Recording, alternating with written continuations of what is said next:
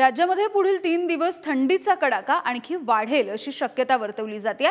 राज्यामध्ये उद्या किमान तापमानामध्ये घट होईल असाही अंदाज वर्तवला जातोय।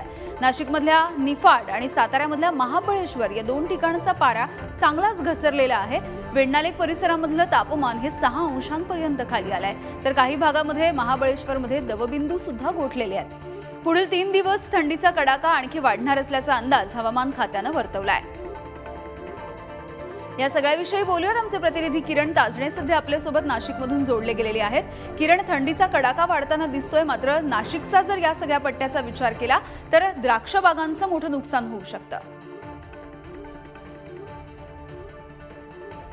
खरं यामिनी, उत्तर महाराष्ट्रातील थंडी म्हणजे अनेक पिकांना हानिकारक आहे आणि त्यामध्ये प्रामुख्याने द्राक्ष बागा ह्या अडचणीत येत असतात। द्राक्ष उत्पादक शेतकरी चिंतेत असतात आणि एकूणच जर राज्याचा विचार जर केला तर उत्तर भारतामध्ये ज्या थंडीचा जो जोर वाढलेला आहे, ज्या लहरी आहेत त्या उत्तर भारतामध्ये मोठ्या प्रमाणात बघायला मिळतं आणि त्याचाच परिणाम हा महाराष्ट्रातील विविध राज्यांमध्ये होऊ लागलेला आहे।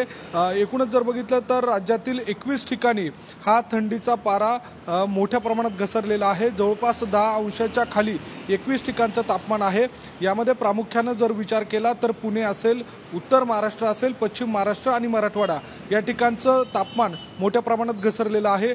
महाबळेश्वर असेल किंवा नाशिक असेल या ठिकाणचा तर 6 अंशाच्या खाली हा पारा आलेला आहे। त्यामुळे राज्यामध्ये थंडीचा जोर वाढलेला आहे आणि हा जोर 21 जानेवारीपर्यंत राहील, म्हणजेच आणखी 3 दिवस राहील अशा पद्धतीचा अंदाज वर्तवला जातोय। त्यामुळे काही दिवस उबदार कपडे असतील किंवा शेकोट्यांचा आधार घेऊन थंडीपासून बचाव करावा लागणार आहे। यामिनी, अगदी धन्यवाद किरण या सगळ्या माहितीसाठी।